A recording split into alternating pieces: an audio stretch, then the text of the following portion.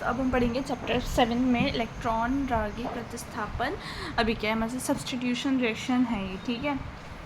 तो इसके बारे में हम पढ़ेंगे। तो क्या पढ़ेंगे, पहले इसके इलेक्ट्रॉन रागी प्रतिस्थापन अभिक्रिया के बारे में पढ़ेंगे। तो ये क्या होता है, इलेक्ट्रॉन रागी प्रतिस्थापन अभिक्रिया जो है ये वो रासायनिक अभिक्रिया है, ये वे रासायनिक अभिक्रिया होती है, ठीक है, जिसमें एक इलेक्ट्रॉन रागी कण, मतलब एक इलेक्ट्रोफाइल कण, जिसमें एक इलेक्ट्रॉन रागी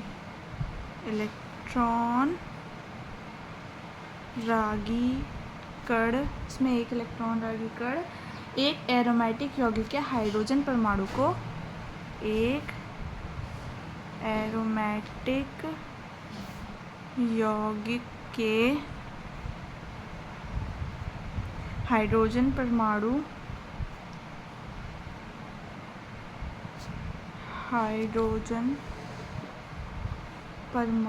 को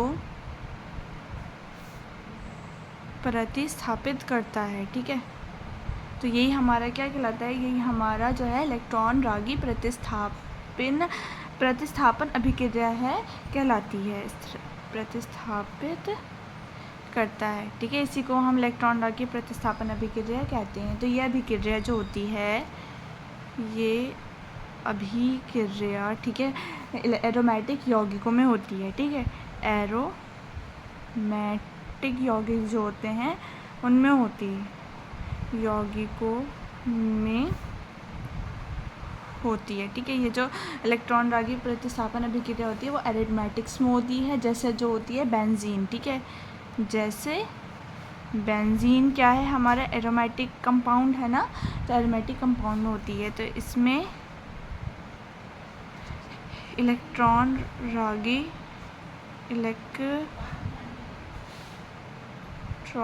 रागी इसमें जो होती है इलेक्ट्रॉन रागी कण, जैसे NO2+Br+Cl+,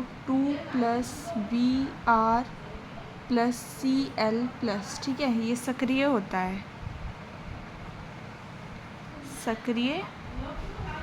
है, ठीक है। अब देखेंगे थर्ड की अभिक्रिया में बेंजीन की एरोमेटिक प्रकृति बनी रहती है। ये जो बेंजीन होती है, बेंजीन में जो होती है, क्या होती है, अभिक्रिया में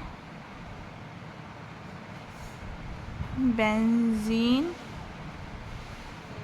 की एरोमेटिक प्रकृति बनती है, ठीक है।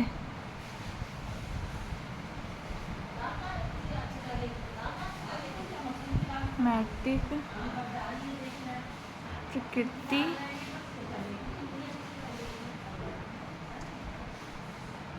ठीक है। बेंजीन में अभिक्रिया में जो होती है, बेंजीन की एरोमेटिक प्रकृति जो है वह बनी रहती है, ठीक है।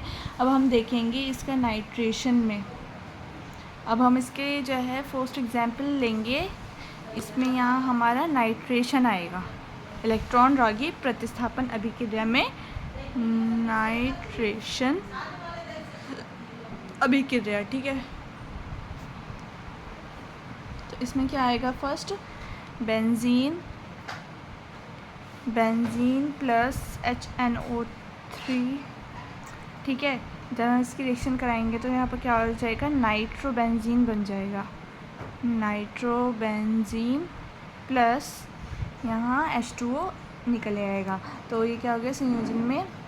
अब इसको जो है इसमें ये कर सकते हैं कि अगर हम इसकी रिएक्शन कराएंगे तो इसमें क्या हो सकता है, संयोजन में H2SO4 की आवश्यकता हो सकती है, ठीक है। मतलब ये आवश्यक हो सकता है, ठीक है,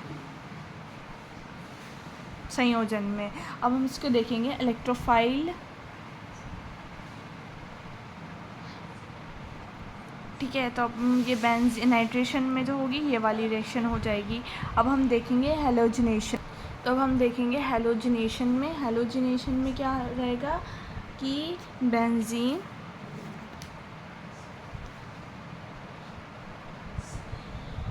benzene plus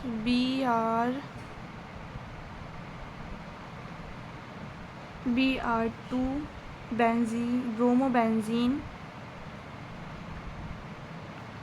bromobenzene plus HBr। ठीक है। तो इसके संयोजन में किसकी आवश्यकता होती है? हैलोजिनेशन में संयोजन में FeBr3 आवश्यक होता है। ठीक है। ये हैलोजिनेशन की हमारी आ जाएगी रिएक्शन। अब हम थर्ड देखेंगे सल्फोनेशन में। ठीक है। थर्ड क्या आ जाएगी? ये हमारी 2 हो गई, ये हमारी 3, सॉरी ये हो गई 3, सल्फोनेशन। ठीक है। सल्फोनेशन में ये क्या आएगी? Benzene plus SO3 benzene sulphonic अम्ल,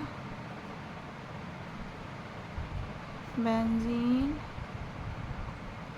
सल्फोनिक अम्ल। अब उसके संयोजन में क्या आएगी? संयोजन में H2SO4 आवश्यक होता है। ठीक है।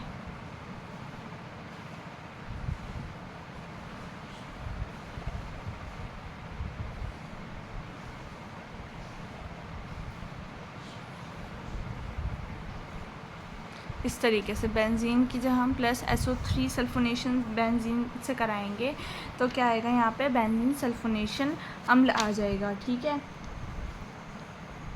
इसकी रिएक्शन कराएंगे तो बेंजीन सल्फोनेशन अम्ल यहाँ पर आ जाएगा। उसके संयोजन में H2SO4 की आवश्यकता होगी और इसके संयोजन में FeBr3 की आवश्यकता होगी और जो है नाइट्रेशन में जो होगी संयोजन में वो H2SO4 की आवश्यकता होगी। बस इसमें FeBr3 की आवश्यकता हमें रहेगी। किसमें? हैलोजिनेशन में। बाकी सल्फोनेशन में, नाइट्रेशन में हमें किसकी आवश्यकता रहेगी?